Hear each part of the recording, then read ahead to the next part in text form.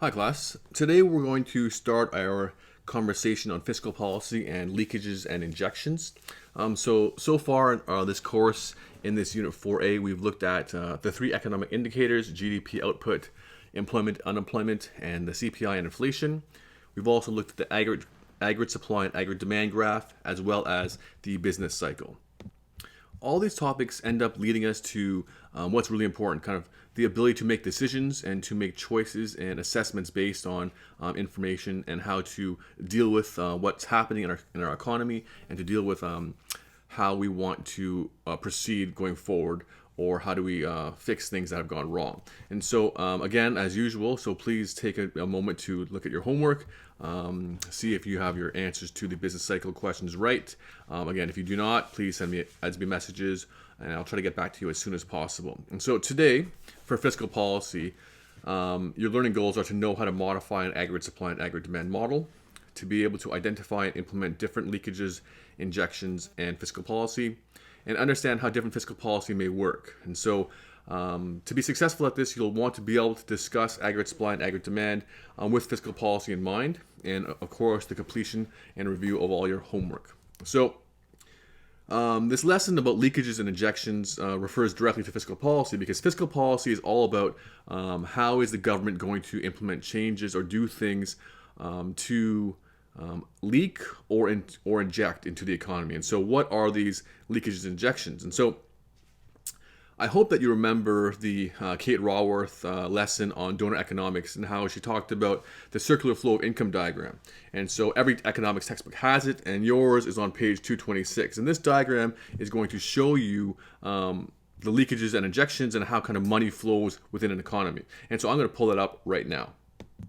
So here you can see on page 226 of your textbook the circular flow diagram. And so you'll see that wealth and income, trade, government money, wages, business, all these kinds of things all kind of circulate within our economy. And so you'll see if you look at households. So households will get jobs and get money, and so they will buy things from the marketplaces, and they'll pay tax money to governments. Wages will be paid into them. They can also buy imports, so they'll pay money out to foreign trade. Businesses also pay into taxes. People purchase from them. Foreign trade and money will come into businesses through exports, and they invest, there's savings, all these kinds of things. And so you'll notice that money just keeps on going around and around and around within our economy, other than imports and exports, and how an export is going to put new money into our economy, and an import will let money leave our economy. And so this is that circular flow diagram that has been talked about. And so while we're going to look at it and we're going to actually use it as a part of our decision making and our information cycle, but it's important to understand and keep in mind the donut economics lesson, where we looked at and saw how there is a much larger diagram that you need to think about in terms of the planet, in terms of society, and all these types of things. And so make sure you go back to page 226 to refer to this diagram to make sure you have a good grasp of what this circular flow actually is. So if I was to define the circular flow of income, it would be described as the GDP and payments to businesses and individuals. So you look at GDP as consumer spending or consumption spending, investment spending, government spending, exports minus imports. And that's all payments and expenditures within our economy to businesses, from businesses to individuals, from individuals, right? So that's what GDP looks like in terms of the circular flow of income. And so if I were to ask you, an economist or a government might want to know, like, what's going to cause spending to go down, right? So like right now, our spending in our economy has gone down significantly. So what things are causing spending to go down in a country? And so we want to understand what does it, and maybe how to prevent it, or how to make it subside. And so one, increase in taxes, right? So if taxes go up, people's disposable income will down, businesses' income will go down. So an increase in taxes just reduces spending. There's not too much to think about there, just that's what happens. You might talk about government spending. So if increased taxes happen, governments have more money, and so therefore they can spend more. So that's a whole different conversation, a whole different letter in the GDP equation. But an increase in consumer, personal, business taxes is going to decrease spending in those categories. Two, an increase in imports. So if individuals start buying more international goods, if I want to buy something off of Amazon from an American country or a company or from the UK or whatnot, I'm paying that company. And so our wealth in Canada is going to lower because money is leaving our country to pay for those goods. And so imports decrease spending within our country. And then increased savings. So while the money's not left our economy, I might be putting that money into the bank, and so I'm not spending that money. And so all these things is going to reduce the actual circular flow of income. And so this is money that's taken out of the income expenditure stream, right? So if we look back at the circular flow of income, we see that the money just circulates, it's a circular flow. And those three things is going to stop that money from flowing, right? The more the money flows around in circles, the more that it's going to cause spending to change or cause spending to increase, and the more that it leaves, cause spending to decrease. So any money that's taken out of the income expenditure stream or out of the circular flow of income is called the leakage, right? So it's as if money is leaking out of our economy. It's just slowly trickling away or whatnot. And so those things decrease spending in a country. Alternatively, if you want to look at those same three things, decreasing taxes, decreasing imports, and decreasing savings might do the opposite. Those might cause spending to go up. But we'll talk about that in a minute. So the next part of that conversation is what increases spending in a country. And so to increase exports, and so if our business is doing well in their sought after products, other more international trade of our goods is going to bring money into our country. So those businesses that sell their goods internationally, money comes to those businesses, and those businesses are located here. They're paying to our workers. That money is flowing within our own country. Increase in government spending, so the government could spend more money on whatever it chooses to do. And then increase investment spending. So, and again, investment spending talks about capital investment, capital expenditure. And so all these three things, those are going to put money back into the income expenditure stream. And those are injections. Okay, and so again, alternatively, if you said decrease in exports, decrease government spending, or decrease investment spending, those all could be thought of as leakages or things that might stop the income expenditure stream, or maybe it won't be going as much. So we're looking at leakages and injections and thinking about what's happening to our economy. We're thinking about how might we be able to manipulate what's happening in our economy with leakages and injections to perhaps change our situation or to make things better for individuals. And so that's where fiscal policy comes into play. And so what exactly is fiscal policy? So it's government action to influence the flow of income, demand, employment, and inflation in the economy through taxation and spending. And so let's get back to the actual word fiscal policy. And so if you take an accounting class, you know the fiscal year is their accounting year or their financial year, and then policy is just policy that's determined by government. And so we're talking about financial policy. Policy is made by the government to influence our indicators, our economic indicators. We're trying to change what our economy looks like through things like taxation and spending. And so anything that the government does that's going to influence something is going to be fiscal policy in terms of this context. And so there's another thing called discretionary fiscal policy. And so this is more active, right? So right now, with COVID-19, we have stimulus packages going out. That is discretionary fiscal policy. It's policy intended to do something very specific, or it's in reaction to a certain state of the world. And so this is deliberate action by the government to make change, right? So this deliberate action is in response to the current situation in the world. Yet we also have regular fiscal policies, or regular tax rates that just happen all the time. That's just fiscal policy. It's not in response to something specific. It just always exists. And that's going to be an influencer on our economy. And so we have fiscal policy and then we have discretionary fiscal policy. Both are in effect consistently. And so, what does expansionary fiscal policy look like? And so, we talked about what is an injection. So, when we want to expand our economy, we want the circular flow of income to increase. We want to inject more wealth. We want to inject more spending and expenditure into our economy. And so, that would be an increase in exports, an increase in investments, and an increase in government spending. While contractionary policy would be the opposite of those, as well as an increase in taxes, increase in savings, and an increase in imports. And so, if you look at these things all can be kind of summed up in the two words of taxation and spending.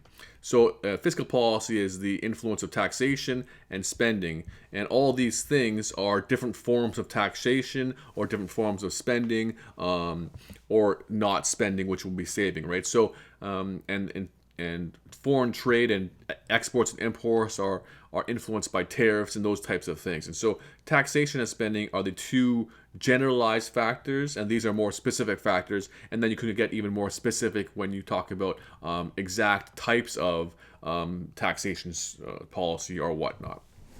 And so let's look at how fiscal policy actually works. And so remember, you want to look at this graph as I talk through it, not just the completed product, right? So you want to see step by step what's happening. And so we have our aggregate supply curve as well as our aggregate demand curve. And so this is our ideal scenario, right? So we have an equilibrium at full employment where our output is very high and our prices are still relatively low. They haven't started going up too rapidly at this point in time, right? So here GDP is good, employment's good, and inflation or CPI is still good.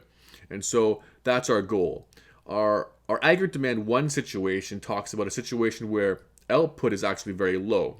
So here output is low, employment is also low, and inflation is good. Inflation's low, CPI is still pretty stable and consistent. And this scenario, again, is called a recessionary gap. And so in a recessionary gap, aggregate demand and output's low. We want to use injections and expansionary policy to change this aggregate demand curve, right? We want aggregate demand 1 to move up to where aggregate demand at full employment is, right? And so we have to use injections and our expansionary policy to do this. In doing so, we would be increasing GDP. Prices would still be relatively low. There would still be some inflation, but that not too bad. And employment would also go up. And so that would be to combat a recessionary gap. And so that's one situation. The next situation is if we're at aggregate demand 2. And so at aggregate demand 2, we have a situation where output's very, very high, which is excellent.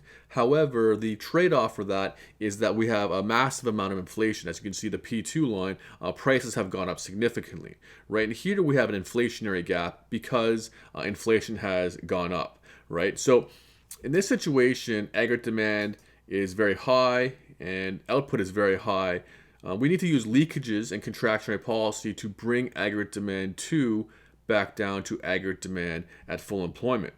Right, and so in doing so, we would be decreasing GDP, we'd be decreasing prices, and employment will still be very, very high. And so, again, both those situations require some sort of fiscal policy to get us out of them, other than us just getting back to full employment, aggregate demand naturally. And so, whatever situation you're in, there is fiscal policy to be done to potentially nudge us back to where we want to be in terms of aggregate demand at full employment. So again, to reiterate, the tools of fiscal policy being spending and taxation. And fiscal policy is typically can be discretionary if it's in response to a specific thing. And if there's no specific response, we have fiscal policy that is always there, always happening. That's just part of our lives. So next we want to talk about automatic stabilizers.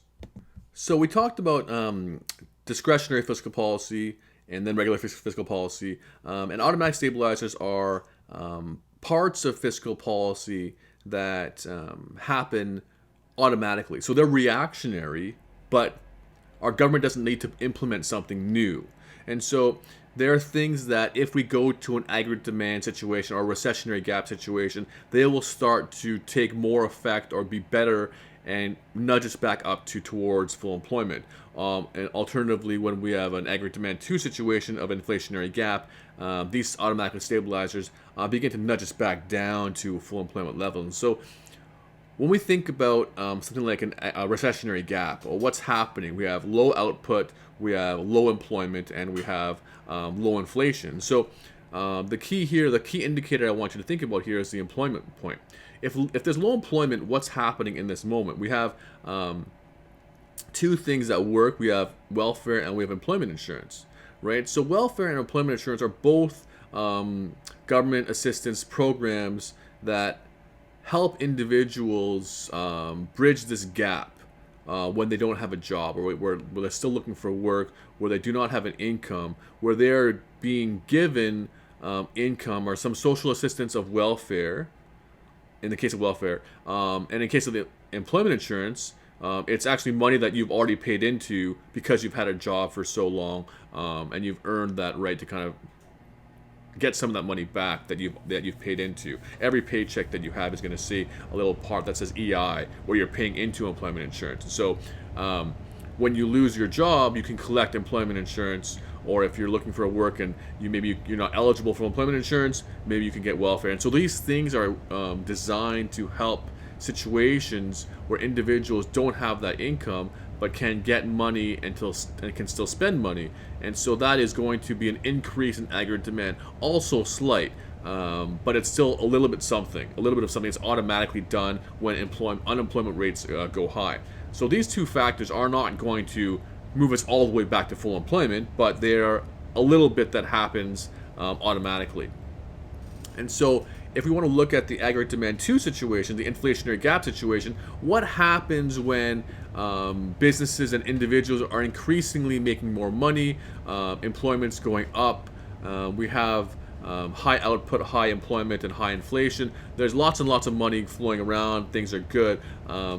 As more and more people make more money, progressive taxation starts to kick in larger, right? As more people get jobs, more tax money. As more people make more income, there's more tax money. And so those kinds of things are starting slows your spending down a little bit. Again, it's not going to bring us all the way back down, but these are ways that the government can collect a bit more money during very prosperous times, and in a smart way, hopefully use that for good, or to save it for the bad times. And again, to be critical of governments, they don't often do this very well.